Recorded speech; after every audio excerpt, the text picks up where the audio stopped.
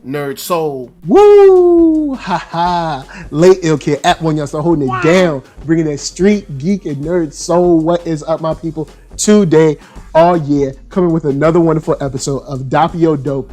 I am joined right on my left, right? I have no idea. I have no idea. By the awesome, the incredible Clement Bryant. What's up?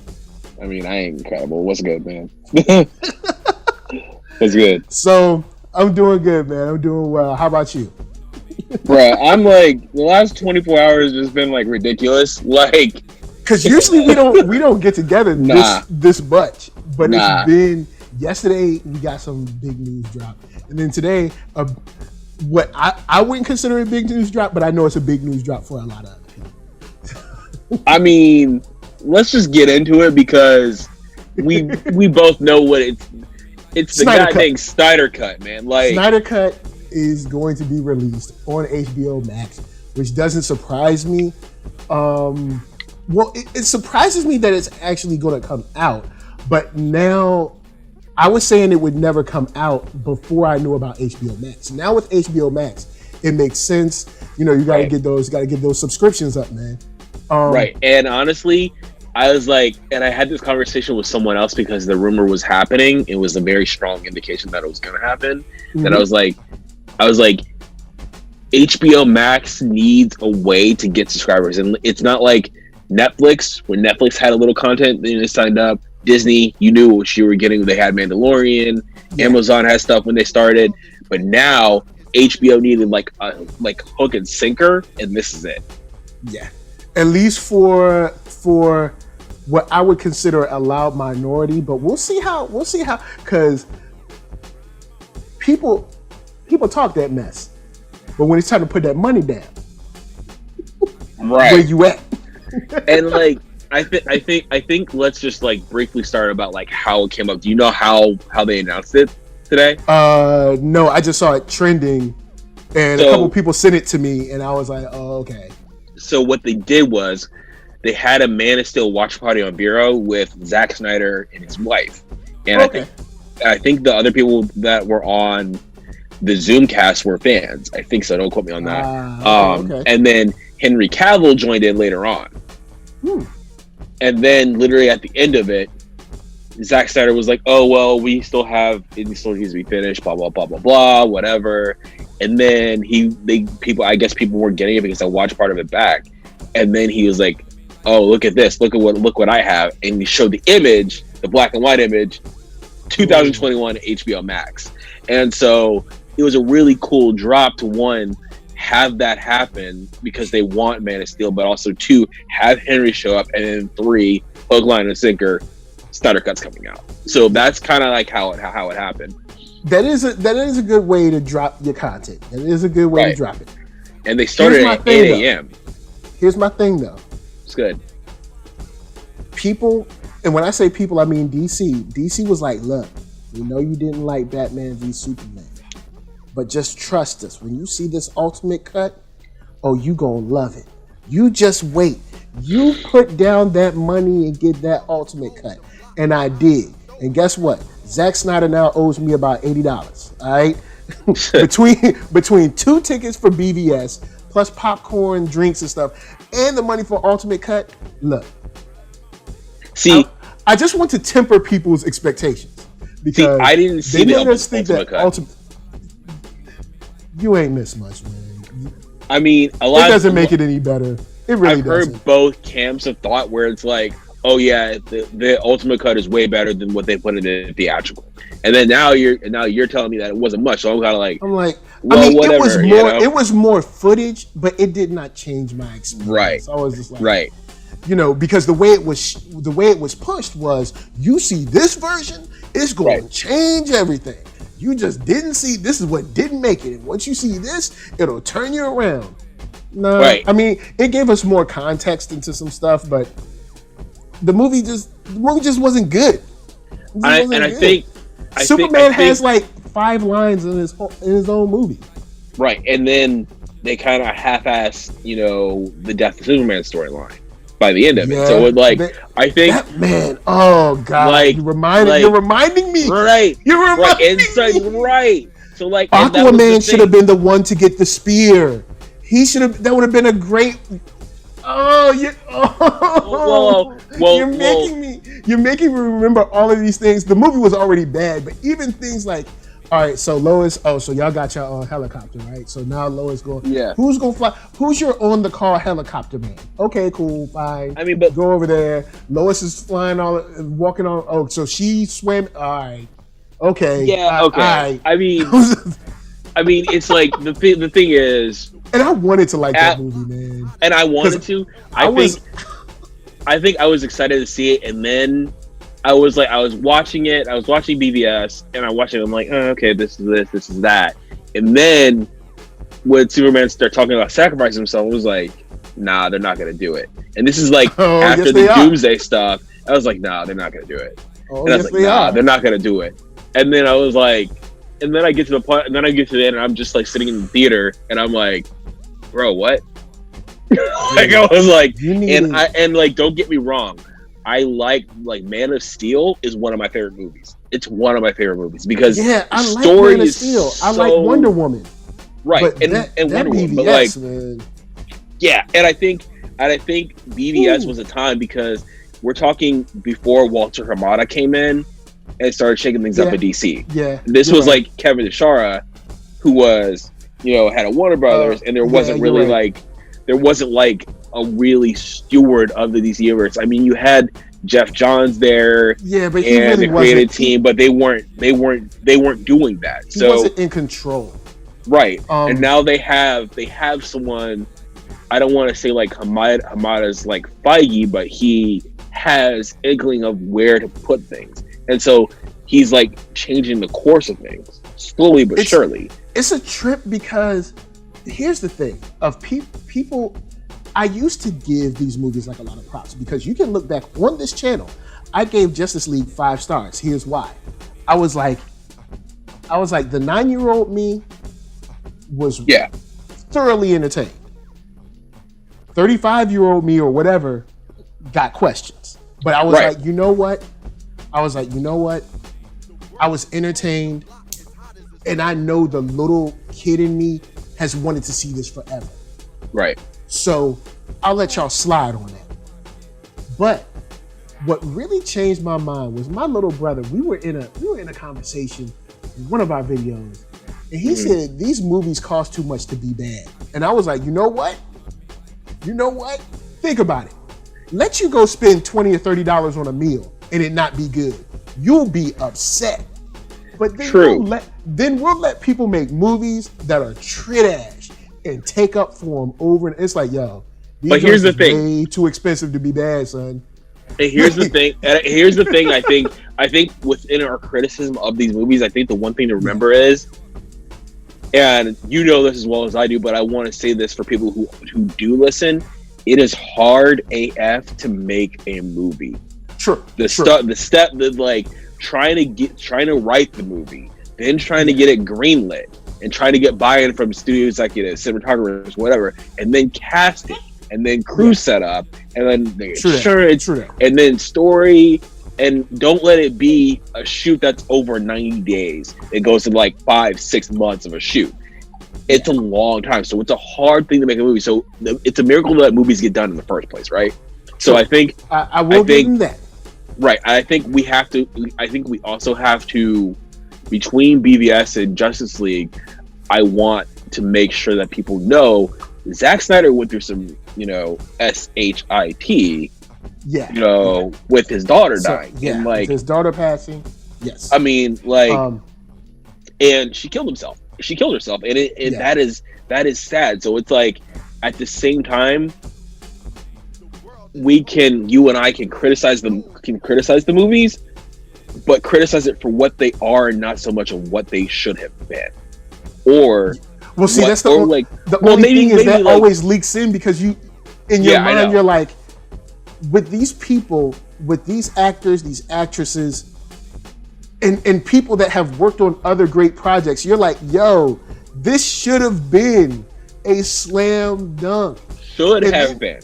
Should have and been. also at the same time, I shouldn't feel like I could come up with a better plan in a weekend for DC than these people that are getting paid millions of dollars to honestly. Yeah. After seeing the movies that we got, which is Man of Steel, BVS, Wonder Woman, Suicide Squad, Shazam, then Aquaman, Shazam, and then Shazam, right? Yeah. Okay, so. And Sorry. Harley Quinn. Prey. Harley Quinn. It's essentially a Harley Quinn movie. They're trying to front like it's a Harley Quinn movie. It's like I know you try to put like Harley Quinn and Friends in there, you know. Yeah. but it's a Harley Quinn movie. But yeah, with looking at all of that, I honestly can confidently say you and I could have came up with a better movie roadmap and even outlined those films better than what we got. Now, I also understand Warner Brothers, who makes amazing, Oscar-winning films, somehow when it comes to DC, they be screwing it up. But I mean, it's not like Warner Brothers doesn't make good movies. And here's the big thing that we're leaving out is studio interference. Yes, that's what I was getting around to. So would they let us make those movies? Right. And it's not even us that need, it's like, because they have business objectives to hit, as much as I've said it, and like, I'm on the business end, so I know what those conversations are, but like, and the same thing happened with Dark Phoenix, if we want to talk about the Marvel side. Like, same thing happened. Well, the Fox side. Let's not put that on Marvel. You know what I mean. Though. Let's put that on Fox. But like, still like Kevin, whoa. Yeah, but you mean like if we're talking like Marvel, just straight up Marvel films and DC films, like yeah. So, but studio interference is sometimes you need a studio to keep things on track, but when they overstep the boundaries in the creative process, that's when you get things messing up because the studio has a vision, the director has a vision. True. And if they're not meeting, everything else after that is not gonna go like the studio should be there mostly because what we ended up getting is, besides Man of Steel and Wonder Woman, we ended up getting movies where you could definitely see them trying to put everything they could possibly put in there, and it's like, no, you don't need to do all that. And my thing is, you have to live and die by your sword, and you're living and dying by the fan sword, and that's like here's my thing. The internet is like, we want new stuff. You give them new stuff, what happens? We want old stuff. Don't worry about the fans. Come up with an awesome vision that you know is dope. Make it. Stop worrying about stuff. And even if we don't like it, at least it's yours. Instead of halfway trying to please us and then trying to follow a hashtag and then trying to get this and include that and don't forget that story. It's like, dude, y'all ain't got but 2 hours. Maybe 2.5. This ain't a series. Like this can't be a grab bag of storylines. Right. And I think it's like, don't get me wrong, Kevin and Marvel Studios have branded this certain things too. I mean, Ed Norton, we're talking about Ed Norton with Hulk, we're talking Edgar Wright and Ant-Man, we're talking Mickey Rourke and Iron Man 2. Is like, it's a hard thing to get on the same page as far as a creative process. You're still talking about a studio that has been able to positively course correct and hit hurdles properly and continue moving. Right. Instead Whereas DC, but there's too many cooks in the kitchen with DC. Right. The biggest thing, and I like these movies in general, but seeing the new DC universe or DC extended universe or whatever, sometimes I wish the Christopher Nolan movies never happened, because they got stuck in this hole of trying to live up to that and keep up with that, because of course fans said that's what they wanted, but fans didn't know what they wanted. So then when they kept going dark, then they were mad that they were going dark, then they tried to lighten it up, then fans got mad that they were lightening it up. Make your stuff. See, and here's the other end though. But here's the other end of that, though. Fan sentiment is a big thing. Like, especially it can be. Don't make the movie cost $250 million. Make it cheaper, and then you don't have to worry about fan sentiment. Right, but like, don't also no toe to everything that they want, but also you have to like, there has to be a line between, okay, this will please the fans, but we can also hit a broad audience. Yeah, and I'll tell you, that is a hard thing to pull out. When you don't try to break the bank on everything, you don't have to always please a wide audience. Right, and that's the thing. It's like, look at the Joker, and I didn't even go see the Joker because honestly, the trailer didn't really impress me. But they didn't spend a whole gang of money on it, and it did extremely well. Stop. You don't have to spend $300 million on a movie.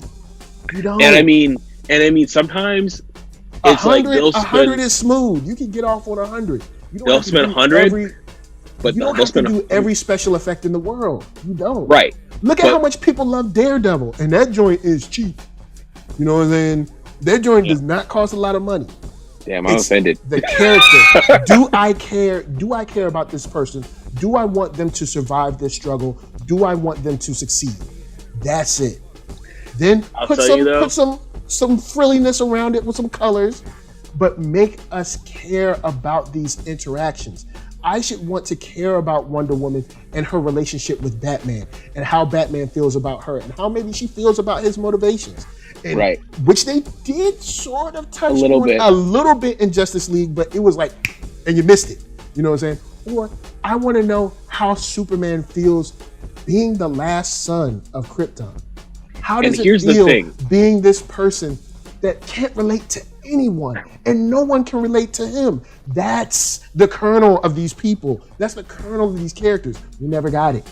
So what we got is a bunch of spectacle and nobody that we could actually glom onto as someone that we could root for. Yeah. But once again, no, you're good. Like, I was just gonna say, spend 100 on production, but then there's the marketing cost after the fact, right? So that's one part of it. But also, I think my issue, and we should probably bring it back to the Snyder Cut, my issue with the Joss Whedon version of Justice League was there was a little bit of, okay, the storyline, the villain, no one's going to really care about Steppenwolf. My thing was, in the marketing campaign, they left out Superman. Because they were trying to do this weird thing like, oh, he's gone, but he's going to be there. And we all knew, even broad people who aren't like in it like we are, knew that Superman's going to come back, because you can't have JL without Superman. So that was my issue as a marketer and someone who is also a fan of these movies and comics, that it's like, why are you guys leaving out, Superman out of your marketing campaign? And I've seen other people kind of reflect and talk about that. So, and generally, I'll say when I saw Justice League, I was like, I liked certain things, and there's things I didn't like. And people jumped on Joss Whedon, and I'm like, but honestly, it ain't Joss. He probably did what they wanted him to do. Like, he probably did what they wanted him to do. Like, as someone who does design for a 9-to-5, many times what you're making is what they want. It's not yours. Justice League is not Joss Whedon's. He don't own that. That is not his property. And that's the thing. It's like, and I think a lot of fanboys would be like, oh, well, Joss Whedon effed this up, or Joss Whedon did this up. Oh, Zack Snyder's better than Joss Whedon. It's not. Oh, no, he's not. No, he's not. Well, we could go movie for movie. We can go show for show. Oh, he ain't got no shows. But we could go movie for movie. Let's be for real. I got love for you, Zack Snyder, but let's be for real. If we wanted to start going hit for hit. I know. I'm talking about the fanboys just being like, well, because they're so bought into what Zack Snyder's vision is. And I'm like, okay, Joss did what he could with it. He salvaged what he could. Yeah. And rarely do we have a Joss Whedon movie or TV film or TV show that is not at least somewhat good. Right? Yeah. So it's like, okay, Joss did what he could. Yeah. But because essentially what we got was a movie that was probably, we'll never know how much was done before Joss came in, but let's say a movie that was probably about 70% done And then it's like you it's know, a and then clashing of three cobbled different visions. together. Yeah, and then cobbled together to make the release date. You know what I'm saying? Is, you know, and once again, I think nobody's happy because what we got was like some cool moments. Like I love seeing that the scene where they were fighting Steppenwolf before. You had Hercules in there, like all of these, and it's like, oh snap! You see the power ring fly off, and then it's like, oh snap! I love the it's opening. so amazing. The opening was great, and you missed it. Right? It's like, you know, like it's like I think that's why Justice League hurts so much, because the potential is there. Justice League could have saved the DCEU, and it did. Well, here's the thing. Like, I think Justice League is a cross between three different visions: Zack's vision, studio vision, and then Joss. Yeah. So, and I'll wager that Joss and Zack probably had a few conversations, but they weren't like here on the same page with it before Zack had to like leave the project. And so, I think, granted, ever since then, the DCU's kind of had a resurgent of going a little bit lighter, but also maintaining the dark tones, where Zack is kind of like very dark, and that's his thing, that's his vibe. Okay. Yeah. But I will say, the start of Justice League, I love the opening, and the opening got me in. Yeah. But when we started getting into the group stuff and the Steppenwolf stuff, that's where they lost me a little bit. But I think we should bring it back. There's a part of that Joss Whedon cut that they said, the part where Batman is stringing up the guy and getting the information, they were like, that's Joss Whedon. And I was like, word? But at the same time, between those conversations, I'm sure Joss Whedon was like, oh, okay, cool, let me try to match how he does things. But then I'm sure you have like the scene when they're together and they have the lasso of truth on Aquaman. Right. That feels like exec saying, Joss, give us something fun. Give us, you know how you do with like with the quips and everything, the quips, give us something fun. And it's just like, well, y'all got mad movies that they're not fun. It's like just like sad people and it's raining all the time. I don't know if this is gonna work right here. Nah, Josh, just give it to us. You know how you do. And because that scene, even though I like that scene, it comes out of nowhere for the movie. And right. But I like the relationship between Cyborg and his father. Not feeling fully a man, not feeling fully machine. So there's pieces of Justice League that are sweet. I will say, I came out of that movie, if nothing else, I was like, Ray Fisher needs to be a star. He needs to be in more things. He did his thing.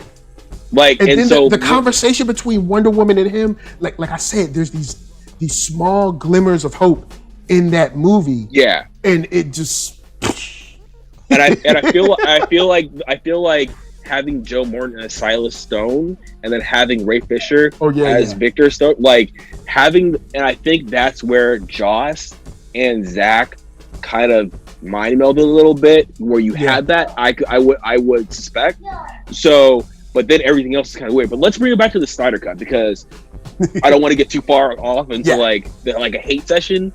But the fact of the matter is, the fact that the Snyder Cut is happening, and even Zack said it wasn't finished, so it didn't really exist in entirety. Basically, what they're doing that's a good thing, because I was of the mind that it existed. Parts of it existed, but not a whole thing. So basically, what they're saying is it's going to be like 4 episodes, or like a mini series of 6 episodes, and they're going to cut over on HBO Max next year. It's going to supposed to be actually, but they're also spending an additional. If they made it a movie, y'all can subscribe, watch it, and unsubscribe. But if they make it a series, we got y'all for at least 2 months. And here's the thing: marketing strategy. Yes, but that drives me back home to the studio side. You never cared about this. You just wanted to get your numbers up for HBO Max. So since you don't care about this, how good is it really going to be? I mean, You know what I'm saying? I think we have to wait until we see the first footage of it. Yeah. I think I'm reserving my thing because here's the thing. Because I wouldn't be mad if it was like mind-blowingly good, but I just feel like these same studio execs that still work at Warner Brothers are like, hey, we can stretch it out for a series and we can make more money. We got to make it good. Oh, don't worry about that. Don't worry about that. We'll just make it long, right? And they'll have to stay subscribed. It's like, yeah, but I have these story ideas. Oh, don't worry about that. I just feel like that about Warner Brothers, man. Here's the thing, and not that I'm, but the difference is between then and now. You have Walter Hamada steering the ship of DC Films. Good point. And Jim Lee is also working with them. Okay. And then and you still have Toby Emmerich. I think Toby Emmerich is the head of the studio now. Okay. So there's been Aaron Chernoff is the head of Warner Brothers Studio. I think Toby Emmerich is like the overall head of everything like that. It's late, but you have different executives from when everything happened between 2016, 2017, Justice League, Joss, Zack, whatever, and now 3.5 years later, there's been a shift. So I think because we've had movies like Aquaman, Shazam, even Birds of Prey, the marketing campaign might have been a little questionable, but the movie was good. See, I didn't see it. I loved it. I've never been. I don't know, man. Suicide Squad had one issue with it. Where I was like, yeah, I don't know. but again, I was like, I'll wait for Netflix. But even again, Suicide Squad was under that previous regime. True. So since it's under new management, y'all. Exactly. So I would say anybody who's doubting what it is, the executives, wait until we see hints of the finished product before we make a snap decision. Because cool. I'm telling you why there is a marketing strategy, because you can't do these things without having a business and marketing strategy. You just can't. Yeah. So I think let's wait for that. But at the same time, the fact of the matter is, what the big conversation is that a lot of people aren't talking about is this sets a dangerous precedent for fandom to request whatever they want. Because Final Cut exists at a studio for a reason. Studio notes exist for a reason. Yeah. And it's very rare that a director gets Final Cut. So, with all of that's happening, I think it's important to remember that this is a dangerous precedent, because now, what's stopping fandom from release, the Rian Johnsonless cut of Last Jedi, or release the footage, so you see where a lot of or the same thing of Solo before Ron Howard took over. It's a lot of these things, because we're in a society where people are so used to getting what they want with fan campaigns, a la Lucifer, saving shows, bringing it back. And I'm not saying I'm a part of these fandoms, and I'm proud to be part of these fandoms, but it sets a dangerous precedent for happening, especially with toxic fandom. And that's also because there's a lot of people that talk that game, but then be the same ones that are going to bootleg this series when it comes out. You know what I'm saying? They'll talk this game and be the main ones downloading it, instead of watching it on HBO Max. Right. So that's another thing. You did all this fighting to get the Snyder cut. And they're like, cool, it's going to be on HBO Max. I'll just download it. Well, bruh, the reason that they're trying to make money off of it, I thought you wanted it. If you wanted it so much, why you won't support it? I'll just download it. So it's like, then, because now that puts HBO or Warner Brothers at a loss for even doing it. But I mean, that's the issue with anything these days, though. True, but it's just more often than not, we've seen these fandoms do a lot of lip service And then when it comes to, the day the show airs, it's like, well, why isn't it trending? Where are y'all at? Or the day the show airs, it's like, well, or if it's an animated series, why y'all ain't buying the merch? This is how animated series rolls. Why you ain't buying the book bags, the lunch boxes, the toys and stuff? Justice League was a perfect example of that out of its first run. Perfect example. Yeah. People were pirating the heck out of that thing. Oh yeah, they were.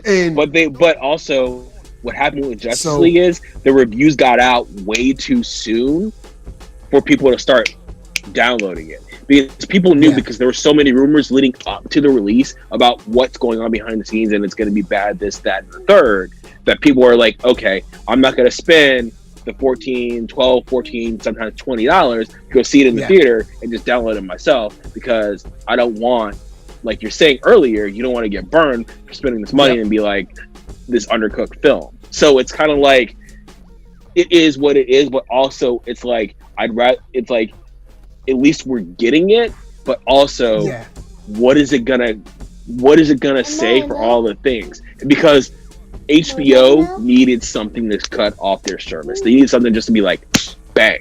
And also it's a week out. We're a week out from HBO Max coming out. That's the other thing to remember. So the fact of the matter is they needed something to get people in and be like, okay, this is it. And now they got people interested in, because now they have Green Lantern coming. They have a Green Lantern show coming, Strange Adventures show, and we're just talking DC. And now we have the Snyder Cut. Yeah, because you got the Justice League Dark one. Right. Which is, so like they have a lot of stuff. So like knowing that they have other things that they can play with Anna Kendrick. They got a series here, the Friends catalog. Like there's a lot of things. They have Big Bang Theory, so there's a lot of things that they can pull from existing films like Harry Potter. Christopher Nolan's Batman, Inception, all of this stuff that leading up to it. So they have his library, but they needed a sinker of basically being like a good press organic way to get people in. So, and that's what they did. So yeah, with that said, are you getting HBO Max?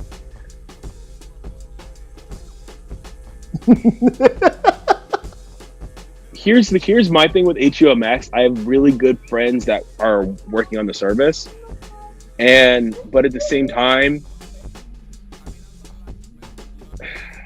I want to, but I don't really have a need to get it right now.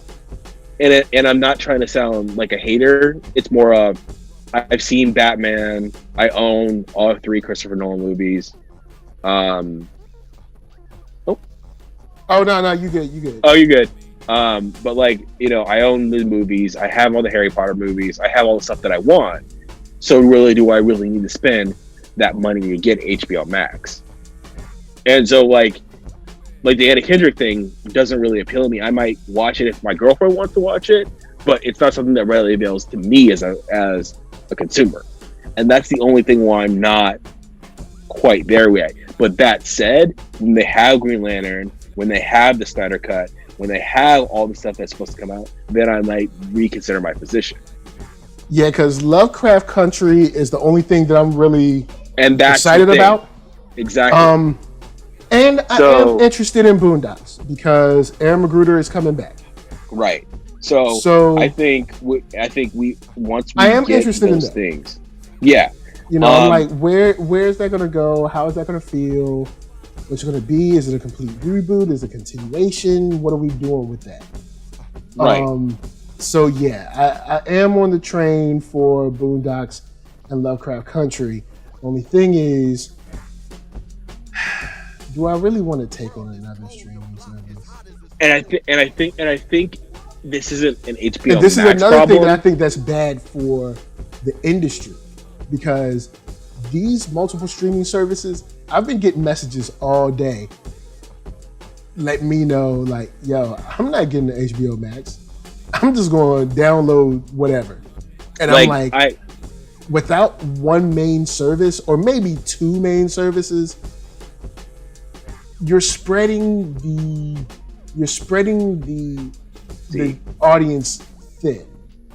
And I think, and it's the same thing everyone has been saying. I think because let's be honest, there is an element of greed, and they want to make the money. They don't want to share the profit with other studios. Same thing why we don't have Marvel and Netflix shows anymore, because Disney was like, oh nope, we're putting anything else on Disney Plus. Same thing with taking a movie off. So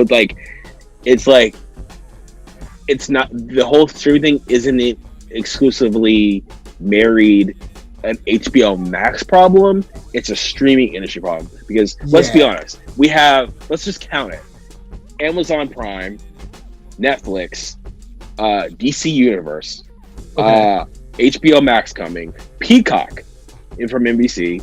Oh yeah, right. So we have Peacock. That's 5. We have Crackle, which is free. Crackle doesn't really, because you don't have to pay for it. So CBS All Access. CBS All Access is going to fall into a house of brands for all Viacom. Now Viacom CBS is one, right? So then, and they've been talking about that in the media. So then, and then what else? And then what else we have? And then we have Showtime has a service, and then all of these things have services. Noggin, Boomerang, all of these things. Yeah. And we have so many streaming services. And see, what they should do is just roll some of these, because I thought DC Universe was just going to roll into HBO Max. And a lot of people thought that. Yeah. And I see the argument for keeping it separate, but then if you're going to keep it separate, then why do you have like Justice League Dark going to HBO Max instead of DC Universe? It's just, I don't know. The fragmentation is weird. I'll agree with you there. It's a weird way, but I think especially since Warner should just have a Warner service. Should just be Warner. I don't know, Warner Digital, WB Digital, Warner Brothers Online. I don't know. But then you get that throwback to the WB, which you don't want people thinking about the WB when you're trying to launch a brand new premium streaming service. Feel me? I mean, why not? I mean, people separation. But separation, man. I call BS because people love eating up and using up that nostalgia. True. But when it's a show that was mainly full of black people, now all of a sudden we don't want to use it. Man, please. I mean, that's not my argument, would be dope. That's not my argument, if they brought back all those shows. Right. I think... No, go ahead. They could call it whatever, but it could just be, and then you can have everything that's Warner Brothers owns in one spot, not HBO and like a little bit of Cinemax, or like all Cinemax and a little bit of HBO, or HBO and a little bit of Cinemax and maybe some DC. Just be everything that you got. It's a little confusing. Then, here's the thing. Here's the thing that I postulate of why Justice League Dark and Green Lantern are going to HBO Max and not DC. DC Universe is for the hardcore DC people. It's for a niche streaming service. Kind of like how Noggin and Crackle was for a niche streaming service. It's for like the niche of niche. Whereas Justice League Dark, because you have J.J. Abrams involved, and you have Green Lantern, which you have Greg Berlanti, these are more 4-quadrant projects, which means they're going to have more of an audience that comes in to watch those products. Yeah. Right. But what you want to build up DC Universe, unless they're just like, we don't even care. But if that's the question, they would have canceled Swamp Thing. Because Swamp Thing was one of their anchor shows when they launched. Yep. And they canceled that joint after the first episode. Quick. But every episode was really good. They made it seem like every episode after the first episode was like, oh, we don't want this. But at the same time, it's like this show is fine. What's wrong? It's a pretty good show. But maybe I think the big thing was with Swamp Thing was it's an expensive show. It was more money than they thought it was going to cost. And this is why because we never got an end. Warner Brothers was saying that it was, North Carolina or whatever. North Carolina said it was Warner Brothers, and it was taxes. We never figured it out. Some people said $15 million, then it was $45 million. We never got an answer to that.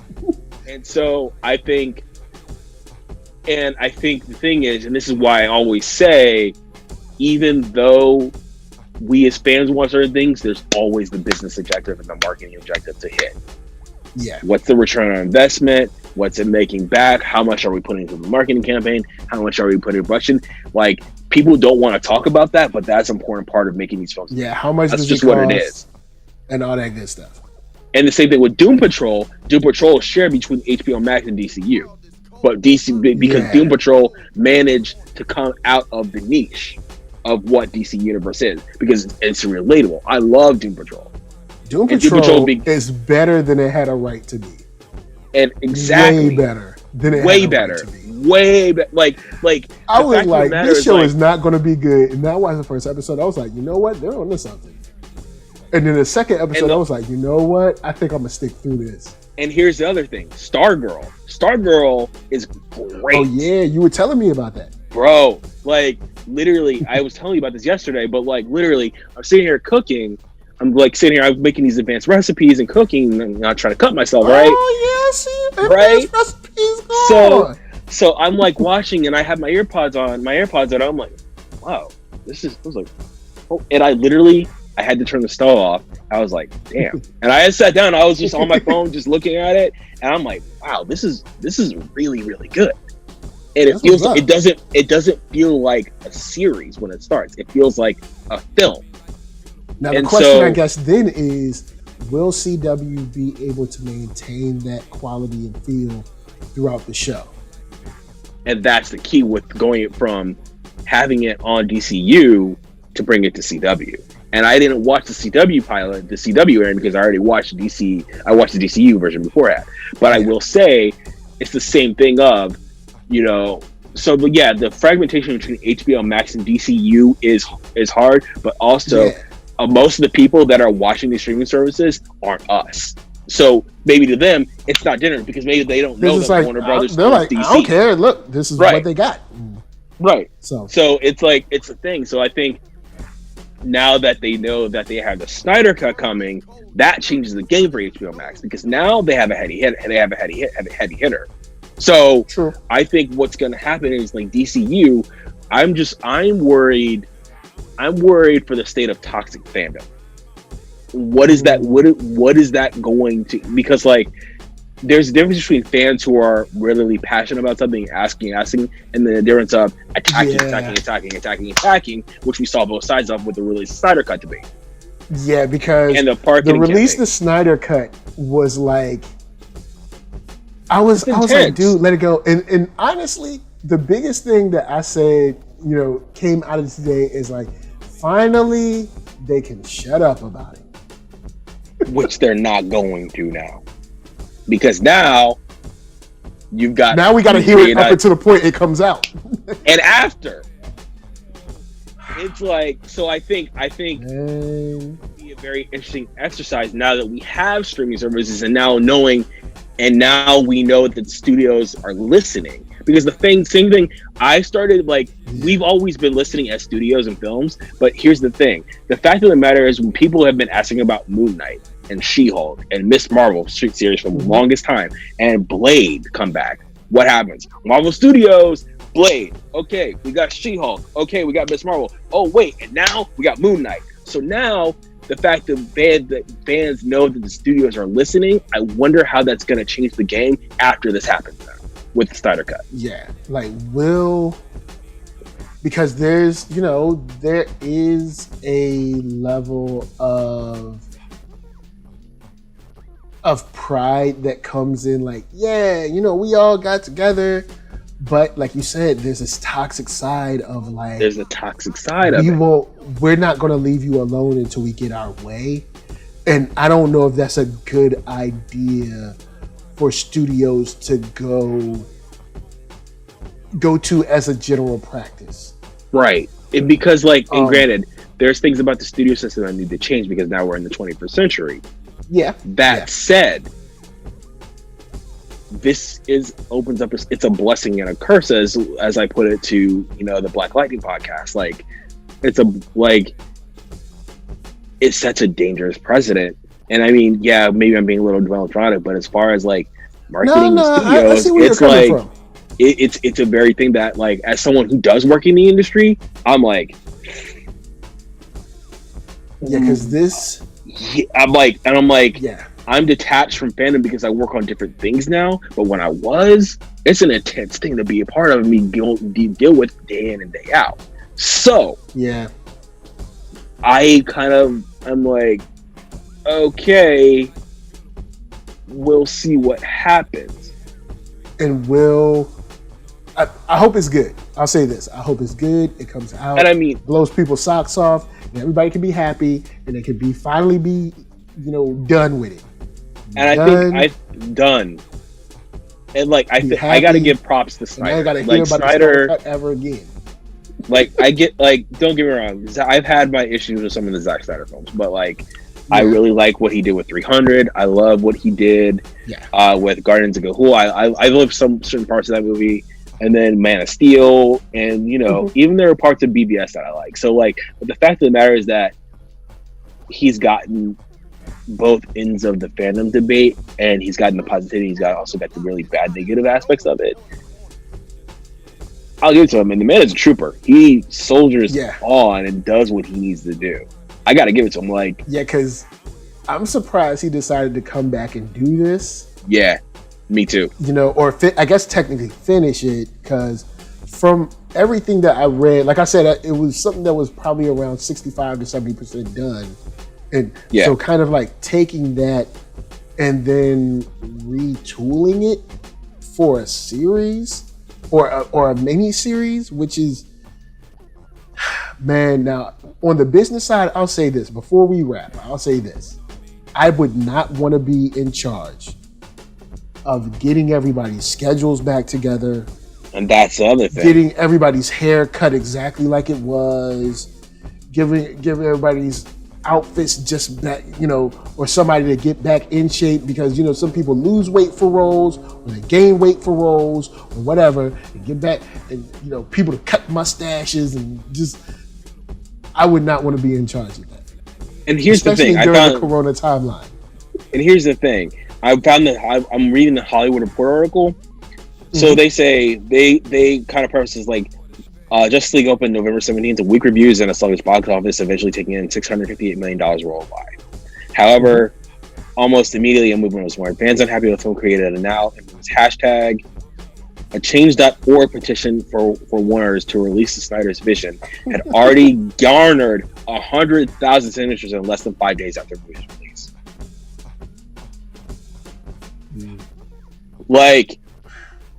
I'm jeez. And but the fact of the matter is that. But here's the thing: if 100,000 people bought a movie ticket, does that make the difference of the when you start $20 million, $30 million? Yeah, do you do you break 400,000 people, or and I mean, of course, I know it got more signatures, but. Yeah. How many of those people are actually going to subscribe to HBO Max? And how many, I mean, even though Netflix is kind of they've mentioned it and kind of just let it go, but people be having a Netflix account, it'd be 10 people on that joint, son. So it's how many of these people are actually going to get HBO Max? And how many people are just going to pirate it or watch it on their mom's account or their brother's account or their best friend's account? And they're not really going to see the monetary, I guess, the monetary gain that you think you would see from this amount of people. Right. And we'll have to see. And I think the other thing is Zack Snyder has a Netflix movie coming out around the same time frame of now, Snyder Cut. So what's going to happen with that too? And I know Netflix isn't happy. The fact of the matter is that he's going to be splitting his time now that he's in post-production on Army of the Dead, which is a zombie flick on Netflix. And now he's going to be really because I'm sure Netflix isn't happy about that, but it happened.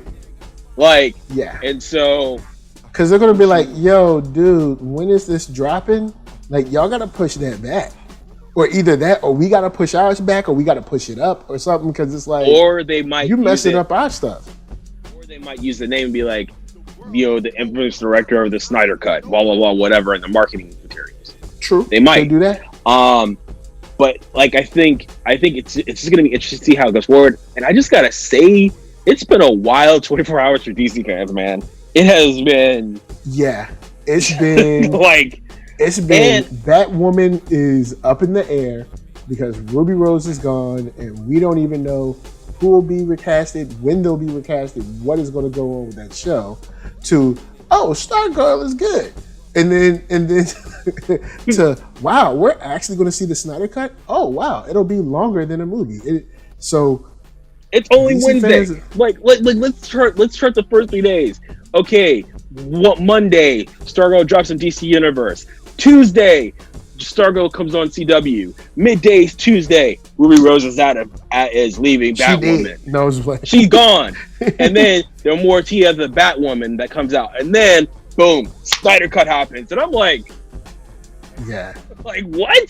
So yeah, DC need to chill for the rest of the week. They need to be like, all right, I'm just like, yo, if I get one more thing like one more thing that it's like, oh, Ezra Miller's out of the Flash. Because I'm like, I'm gonna just be like. Now, honestly, as someone who's never been super sold on Ezra Miller, I wouldn't care either way. But at the same time, DC doesn't need another blow to the dome piece this week. No, they don't. And space it out. With the Flash movie, that's probably never gonna happen. You know what I'm saying? Like, we'll see. How many directors have they already had? What, 3? So they had Rick Famuyiwa. Yeah. They had Jonathan Francis Daly and Jonathan Goldstein. Yeah, and now they have Andy Michelle. So they have a 4th. Oh, okay.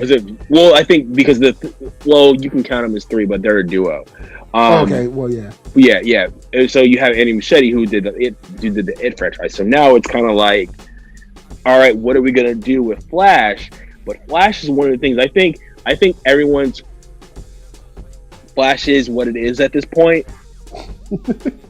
I think what Warner's need to really focus on is Wonder Woman 1984, because that is still coming out.